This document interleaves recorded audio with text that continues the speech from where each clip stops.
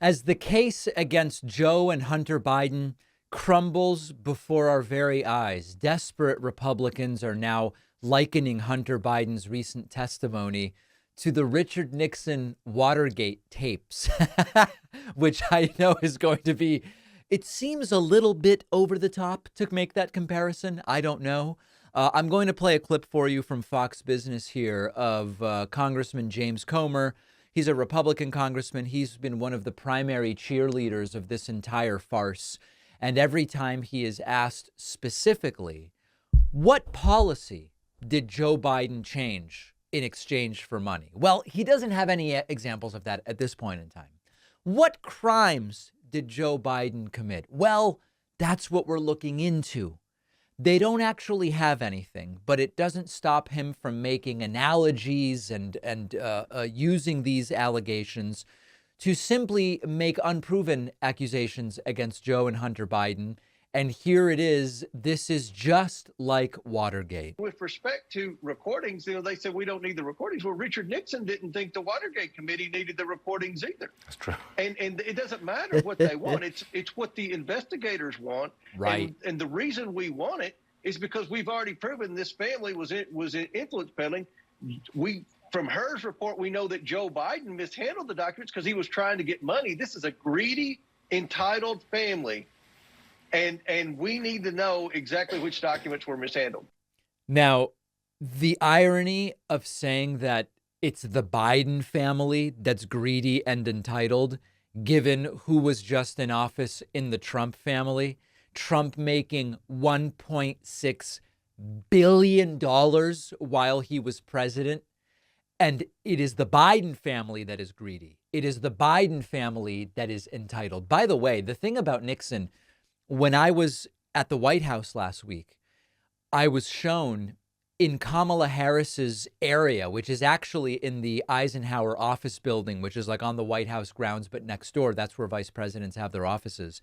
She has a desk in the room we met in that it's sort of like the Watergate desk in the sense that it was a desk Nixon used.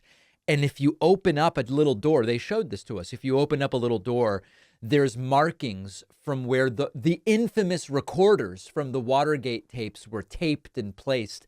Incredible bit of history. And a stark reminder that there is nothing analogous between Joe and Hunter Biden and Richard Nixon and the Watergate scandal. But the reason we are seeing this is they just don't have anything else. And I hope that this becomes extremely front and center for voters as we approach November. And later on in the show, we're going to look at a few different videos of people who are interpreting and analyzing what it is that Joe Biden has or hasn't done and what's at stake and the competing visions that are present or will be present on the ballot in November if you vote for Joe Biden and if you vote for Donald Trump. And none of this is about perfection or even seeking perfection.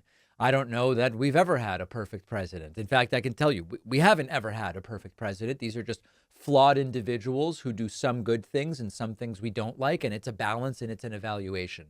But the Republican Party of 2024 is in a unique and unprecedented position in a couple of different ways. First of all, the logistics of this forthcoming election we have never seen before. And what I mean by that is there has never been an election in American history with these parameters where your two candidates are both former presidents, current presidents, right? Biden running for re-election, Trump running for another term, was also a president, and a rematch of a prior election. We've had former presidents run, but rematch against the very same person they ran against previously.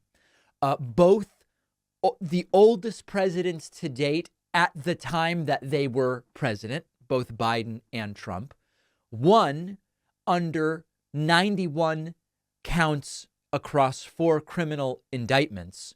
We have never had a situation like this. And so the inputs are unprecedented to begin with.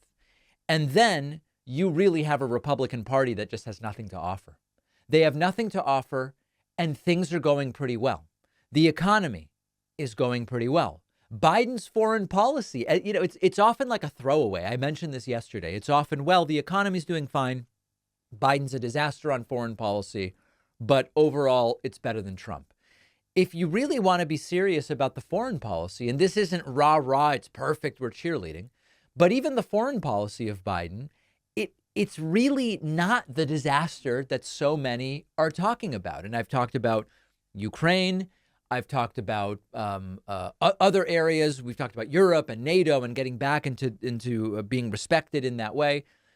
And on the other hand, you have Republicans who they can't reasonably argue the economy's terrible anymore. Now what they're saying is it's good because people anticipate Trump will be back. Seems like a hard thing to convince voters to believe. They have not made any substantive policy proposals. We want to cancel Obamacare, right? But what would you put in? Something beautiful that would be better. Yeah, but what would it be? We don't know.